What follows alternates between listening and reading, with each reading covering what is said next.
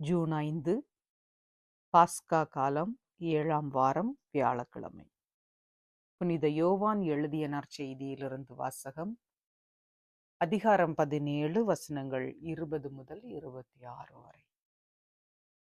இயேசு வானத்தை அண்ணார்ந்து பார்த்து வேண்டியது: தந்தையே, என் சீடர்களுக்காக மட்டும் நான் வேண்டவில்லை, அவர்களுடைய வார்த்தையின் வழியாக என்னிடம் நம்பிக்கை கொள்ளுவோருக்காகவும் வேண்டுகிறேன்.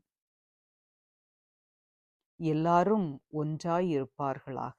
தந்தையே, நீர் என்னுள்ளும் நான் உம்முள்ளும் இருப்பது போல் அவர்களும் ஒன்றாய் இருப்பார்களாக. இதனால் நீரே என்னை அனுப்பினீர் என்று உலகம் நம்பும்.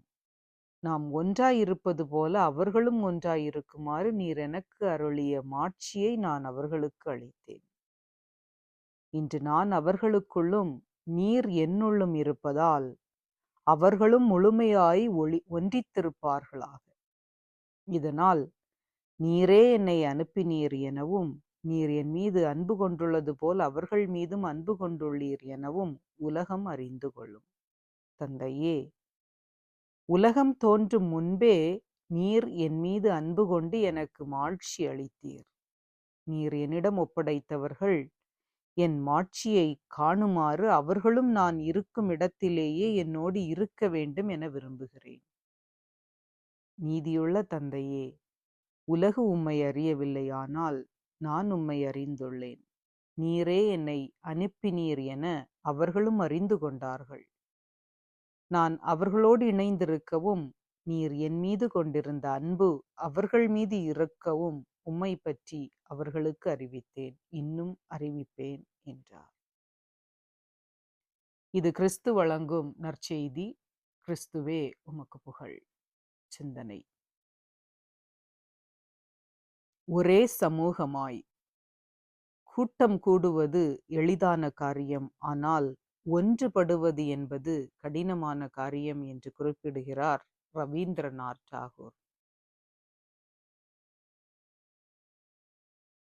ஒற்றுமை உணர்வு உள்ளவர்களாகவும் நாகரீகம், பண்பாடு போன்றவற்றில் தேர்ந்தவர்களாகவும் மக்கள் இருப்பார்கள். ஆனால் ஒரே சமூகமாக இருப்பார்களா என்றால் அது கேள்விக்குறியே. அதே நேரத்தில் எறும்புகள் சேர்ந்தே உணவு தேடுகின்றன. காக்கைகள் தன் சுற்றத்தை அழைத்தே உணவு உண்ணுகின்றன. பறவைகள் கூட்டமாகவே கடல் கடந்து போகின்றன. ஆனால் மனித இனம் மட்டும்தான் சமூகம் என்ற வார்த்தையை காற்றில் பறக்க விட்டுவிட்டு இன்று கூட்டம் கூடுகின்றோம், ஆனால் ஒன்றுபடுகின்றோமா என்றால் அது கேள்விக்குறியே. இயேசு அமைத்த இறையாட்சி ஒற்றுமையின் இறையாட்சி. அவர் எல்லாருக்காகவும் கடவுளிடம் மன்றாடுகிறார். அதுவே இன்றைய நற்செய்தி வாசகத்தில் நாம் வாசிக்க கேட்டோம். அனைவருக்காகவும் மன்றாடுகிறார். மக்கள் அனைவரும் ஒன்றாய் இருப்பார்களாக என்று வேண்டுகிறார். இன்று நம் எண்ணம் ஒரே இனம், ஒரு தாய் வயிற்றின் குழந்தை என்று இருக்கின்றதா, அல்லது கூட்டமாக இருக்கின்றோம் ஆனால் ஒன்றாயிருக்கின்றோமா? நம்மை நாமே கேட்டு பார்ப்பதற்காகவே இன்றைய வாசகம் நமக்கு அழைப்பு தருகின்றது.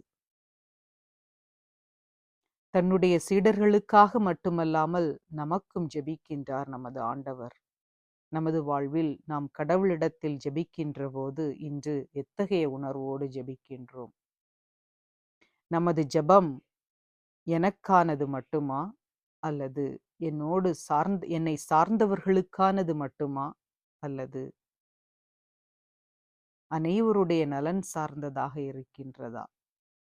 இயேசுவின் ஜெபம் கொண்டிருக்கின்ற ஒட்டுமொத்த நற்பண்புகளையும் நாமும் நமது ஜெபத்தில் இணைத்து கொள்ளுவோம். அன்பு தந்தையே இறைவா, எங்களை தேர்ந்து கொண்ட தெய்வமே, உம்மை போற்றி புகழ்ந்து ஆராதிக்கின்றோம். நாங்கள் இந்த உலகில் உலகை சார்ந்து வாழாமல் எப்போதும் உம்மை சார்ந்து வாழவும், உமது நற்பண்புகளை எங்கள் வாழ்வில் கொண்டு செயல்படவும் எங்கள் அடுத்திருப்பவர்களை எங்களைப் போன்று அன்பு செய்யவும், மற்றவர்களை சார்ந்து வாழவும் வேண்டிய அருளை தந்து எங்களை வழிநடத்தும் அப்பா. உமக்கே புகழ், உமக்கே மாட்சி, உமக்கே நன்றி. ஆமென்.